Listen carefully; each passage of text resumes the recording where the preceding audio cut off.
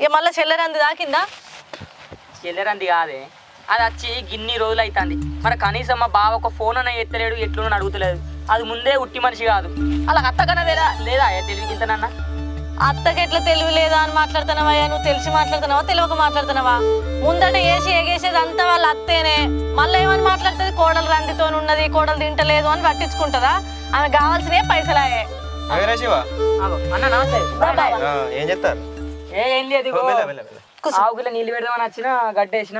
అవు అని చెల్లెదేమో లొల్లైందట కదరా మొన్న గలవులు అనంగిన్నా.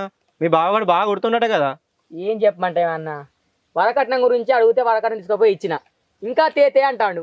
ఇంకా కొన్ని ఇవ్వాలి ఇస్తా అని చెప్పినా కానీ అవి ఇచ్చేవరకు నా ఇంటికి కొన్ని రాకని మొన్న ఇంటికి పోయే వరకల్లా గడవలను నూకేసాడు. ఆయనతో తిట్టి సపడే పట్టుకొని వచ్చిన. కాదు గట్లగా పెళ్ళాన్ని కొట్టుకుంటారు ఎవడన్నా పైసల కోసమే లగ్గం చేసుకుంటారు వాడు. గట్లే అనిపిస్తుంది, మరి ఏం చేయాలి? ఏమన్నా నలుగురు పిలిపించి మాట్లాడదామంటే అత్తలేడు, ఫోన్ చేస్తే ఎత్తలేడు.